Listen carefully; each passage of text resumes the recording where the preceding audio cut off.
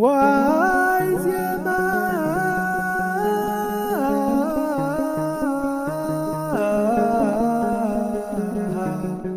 ዘሰማይኩ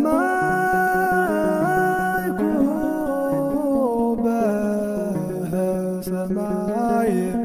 በስመ አብ ወወልድ ወመንፈስ ቅዱስ አሐዱ አምላክ አሜን። ከወርክወልእየ ነብሰይ የታሊለ ካብ ጸምጸለ ስግዳን ዛ ነብሰይ የግሊለ ድሌተይ ይገብር መሲል ንምዕባለ ይዓብድ ይዘልል ይመስለኒ ጨለ እንዳፈረጥካ እንዴት መገሻ ኻባና ከምዘይፍለ ክስካ መዓዝየ ግን ክቐጽል ከምዚለ ክስካዕ መዓዝየ ግን ክቐጽል ከምዚለ መንእሰይ እንድየ ናበይ ከይከደኒ ከርክወሉ እምበረየ ኣይተውኽኒ ገና እንድየ ዘለኹ ስልዐ ዘይልዕል ኩሉ ሓዳረይ ምስ ሓዝኩ ሽዑ የርክበሉ ከዓ እምበርየ ዝብል ዘይብለይ ዝሓዝኩሉ ከዓ እየ እምበር ዝብል ዘይብለይ ዝሓዝኩሉ መንገዲ ሓዚ ጌጋእየ ትኸድየ ዘለኺ ጽባሕ ኣይትፈልጥን ሎሚ ከም ዘለኺ ይሰቖርኪ መን ዘይተፈለየ ካብ ጎንኺ ስንቂ ቋፂሩ ዘይተርፍ ርሑቕ መገሻኺ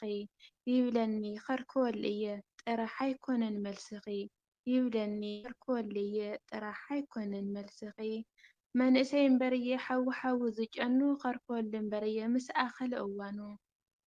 ደጋጊመ ይብል ሓንቲ ዘይፈልጥ ንጌጋ መንገደይ ከምቁኑዕ መንገዲ ይቕመጥ ንጌጋ መንገደይ ከምቁኑዕ መንገዲ ይቕመጥ ከምዚ ኸማይ ክነርክበሉ ኢና እንዳበሉ ጠፊኡኒ ይኮን ብዙሓት ከምዘየርከብሉ ናይ መንገዲ ከእትወኒ ሰይጣን ንዓየ የታሊሉ ከርክወሉ እየ ይብለኒ ኩሉ ግዜ ኣብ ርእሰይ ኮይኑ ከርክወሉ እየ ይብለኒ ኩሉ ግዜ ኣብ ርእሰይ ከፍ ኢሉ ጾም ጸሎት ናይ ዓበይ ጥራሕ ይመስለኒ መንእሰይ ብምዃነይ ብዙሕ ዘይዕጅበኒ ዕድመይ ግና ኣይነኣስኩን ከውፅ ዶ ኮይነ ቐርኒ ከርክወሉ እየ እንዳበልኩ ግና ዕድመይ ተሳሊኒ ከርክወሉ እየ እንዳበልኩ ግና ዕድመይ ተሳሊኒ ለባም ርኢኻ ይልበ እምበር ተጋገይ ርኢኻ ዶ ይዕበል ይዝለል ቆፃርት ንእሽን እምበር መሕሰበይ ቁም ነገር ከርክወሉ እየ እንዳበልካ ዕድመ ዶ ይቖፀር ከርክወሉ እየ እንዳበልካ ዶ ዕድመ ይቖፀር ከርክወሉ እየ እንዳበልካ ምኻድ ከይርከብካሉ ነብሰይ ከይገጥመኪ ሓጢኣት ብነብስኻ ከይትሓፀብ ኩሉ ዝጠቕመኪ ኣይምሰልኪ ዝነበርኩሉ መእተዊ ተማሊ ምስ ተሓተትኪ መልሲ ትረኽሉ መእተዊ ተማሊ ምስ ተሓተትኪ መልሲ ትረኽሉ ከርክወሉ እየ ዝብል ዝሓዝኩ ዘይብለይ ዘይውንና ምዃነይ ዘንጊዕ እያ ንነብሰይ ቆሪፀ ከይውስን ከየድሕና ነብሰይ ከርክወሉ እየ ብል ይዋዘብ ባዕለይ ከርክወሉ እየ ብል ይዋዘብ ባዕለይ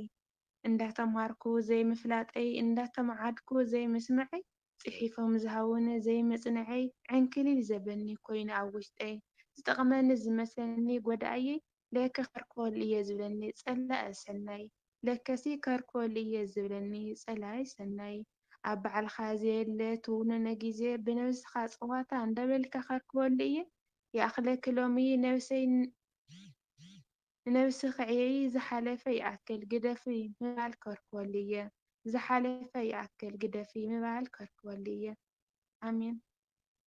ቃለ ሕይወት ይስምዐና ዘውደቕክዎ ዘን ቅዱሳን ቃላት ዋይ ዜማ